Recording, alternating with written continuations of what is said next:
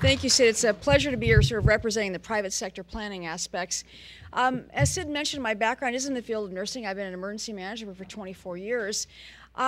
In the mid-90s, I went to speak at a conference in Toronto, and I heard the Department of Public Health in Toronto, the medical officer, talking about pandemic planning in Canada. I thought, wow, isn't that cool?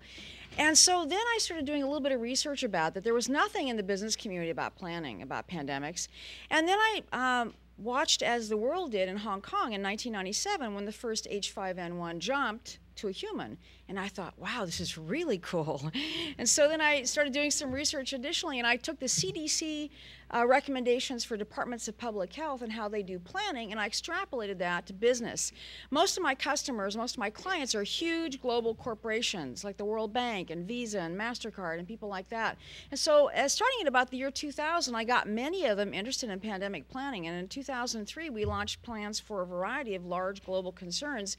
And so it's been interesting how I went from being kind of quirky to brilliant overnight. It's sort of amazing to me. So my job today is I want to talk briefly about some planning assumptions, what businesses are looking at, some trigger point issues. I want to talk about the process, and I also want to talk about some planning challenges. How many of you are employed? Okay, I see your hands. All right, good. Do any of you work for an organization that you believe is doing pandemic planning? Can I see your hands? Okay, 2, 3, 4, 5. My premise today is to really encourage you to think about how important this is because, as you can imagine, if schools start closing, public gathering places stop being open, the impact of the economy is humongous. And so I want to talk about that as well. So having said all that, some planning assumptions. The first thing that we are doing when we plan in the business continuity world is we say, what are our planning assumptions? The first thing is that we're looking at in a company. So I'm talking about a company. 30% broad-based absenteeism. All of our employees, contractors, vendors, and that also includes all of our responders. So community health issues, fire, police, etc. Now some banks that I work with are actually moved this up to 50% absenteeism, and we're looking at that for a protracted period of time. The pandemic may last as long as 18 months, at least historically they have lasted 18 months, and we're looking at about 3 waves, with probably the first 90 to 120 days being the most deadly. So what you're looking at is a 90 to 120 day potential of very high absenteeism in some companies. We're looking at critical functions not being able to be carried out by contractors. So that means if you do any sort of third-party offsiting of IT services, information technology, other vendors, they may not be able to support you in any significant way.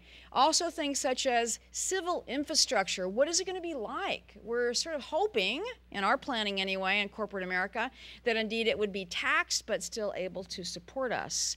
And after some things in Katrina, you could probably push on that. There'll also be, as Dr. Henton was just saying, the potential closure of public gathering places, churches, schools, businesses, things such as that, which could have an impact for business in general.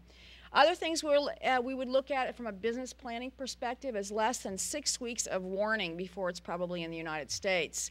So that's important. If you're in a company that has not done any planning, as I go through this, you'll see it's really going to be hard to catch up if you only have about 6 weeks to put it all together. Other things such as no remedies available, which we've heard a lot about already so far. Tamiflu, the antivirals, would be in short supply, and the vaccine would be, again, 9 to 10 months in production, and the antibiotics would likely be only available for secondary bacterial infections. Other things that we're looking at is that companies need to look at economic forecasting. Now, some of my bank clients have done some really chilling work in this area, where we're looking at economic downtime of 10 to 50% for at least the first 9 to 120 days of the pandemic, and then a very slow uptick in the economic modeling after that. The World Health Organization, which I'll talk about these levels in a moment, we are currently at a level 3 pandemic alert as far as the World Health Organization is concerned. Contemporary wisdom says we could be in a 3 for a long time, and I'll explain that in just a moment. But most of my infectious disease docs I work with at the World Bank believe that once we get to a 4, that we could get to a global pandemic or a 6 in a short period of time. And I'll explain that here momentarily. So here, if you take a look at our silly little colors that we have for terrorist threats in America, I say that because people in my business think they're kind of silly.